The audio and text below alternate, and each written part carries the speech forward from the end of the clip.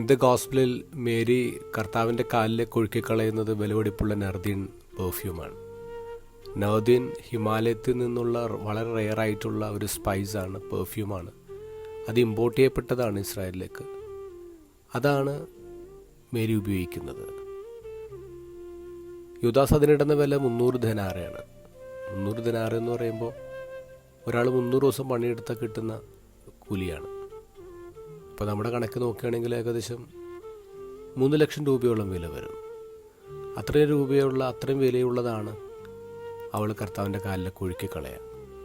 അതുകൊണ്ട് അവിടെ നിന്നിട്ട് പറഞ്ഞത് ഇത് വേസ്റ്റാണെന്ന്. ഇത് വേസ്റ്റാണ്.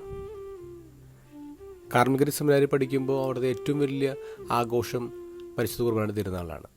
വലിയ സെമിനാരിയാണ്, വലിയ കോറിഡോഴ്സാണ്. എൻ്റെ ഫസ്റ്റ് ഫ്ലോറിൽ 3 വിങ്ങളുള്ള കോറിഡോറിൽ ഞങ്ങൾ നിലത്ത് ഡിസൈൻ ചെയ്ത് അർക്കപ്പൊടിയിൽ കളർ ചേർത്ത് ഞങ്ങൾ കാർപ്പറ്റ് പോലെ തയ്യാറാക്കും. വൈകുന്നേരം ദിവ്യകാരുണ്യ പ്രദക്ഷിണത്തിന് വേണ്ടിയാണ്. ഇപ്പോൾ 100-300 ബ്രദേഴ്സ് ഉണ്ട്. ഞങ്ങൾ 4-5 മണിക്കൂർ പണിയെടുത്തിട്ടാണ് അത്ര മനോഹരമായ കാർപ്പറ്റ് ഉണ്ടാക്കുന്നത്. വൈകുന്നേരം 1 മണിക്കൂറാണ് റെക്ടർ അച്ഛൻ ഈ പരിശുദ്ധ കുർബാന എടുന്ന് വിളിച്ചുകൊണ്ട് ഈ കാർപ്പറ്റിലൂടെ നടക്കുക. ഇപ്പം ഞങ്ങളുടെ ചില ബ്രദേഴ്സ് ഇങ്ങനെ ചിന്തിക്കുമായിരുന്നു, നമ്മൾ 100-300 ബ്രദേഴ്സ് 5 മണിക്കൂർ പണിയെടുക്കുമ്പോൾ 1500 മണിക്കൂർ നമ്മൾ പണിയെടുത്ത് ഒരുക്കുന്ന ഈ കാർപ്പറ്റ് 1 മണിക്കൂറിന് വേണ്ടിയാണ്. എന്തിന് ഇത്ര ചിലവാക്കുന്നത്, എന്തിന് ഇത്ര പാഴാക്കുന്ന ഒരു ചിന്തയുണ്ട്. ഇപ്പോൾ ക്രിസ്തുവിനെ വളരെയധികം പ്രണയിക്കുന്നൊരു അച്ഛനുണ്ട്, ഞങ്ങൾ പഠിപ്പിക്കുന്ന ക്രിസ്റ്റി അച്ഛൻ. അപ്പോൾ ക്രിസ്റ്റി അച്ഛൻ പറയുന്നത് എങ്ങനെയാണെന്നറിയാമോ? നമ്മുടെ കർത്താവിന് ഇതൊന്നും പോരാ, ഇതൊന്നും പോരെന്ന് പറയും. വേസ്റ്റ് എന്നല്ല പറയും, ഇതൊന്നും പോരാന്ന് പറയാം.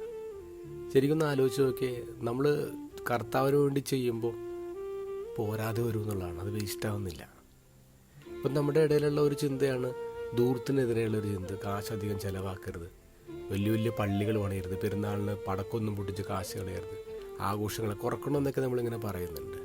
പക്ഷെ കർത്താവിന് വേണ്ടി ചെയ്യുമ്പോൾ അതൊന്നും പോരാന്നല്ല തോന്നലല്ല ശരിക്കും വേണ്ടേ. ചില മനുഷ്യരുണ്ട്, അവർ ആഡംബരത്തിൽ ജീവിക്കുന്നു, ഒരു ആഡംബര വാഹനങ്ങളിൽ വന്ന് ഇറങ്ങുന്നു, ആഡംബര പള്ളികളിൽ ഇരുന്നിട്ട് അവർ ദാരിദ്ര്യത്തെക്കുറിച്ച് പട്ടിണിയെക്കുറിച്ചൊക്കെ ഇങ്ങനെ കുറേ പ്രസംഗിക്കും. പക്ഷേ യഥാർത്ഥത്തിൽ അവർക്ക് ദരിദ്രരോട് സ്നേഹമുണ്ടോ? അല്ലെങ്കിൽ യൂദാസിനെ പോലെ അവർ പണസഞ്ചി കൈകാര്യം ചെയ്യുന്നവരാണോ? ഞാൻ എൻ്റെ ഒരു സംശയം ചോദിച്ചെന്നേ ഉള്ളൂ.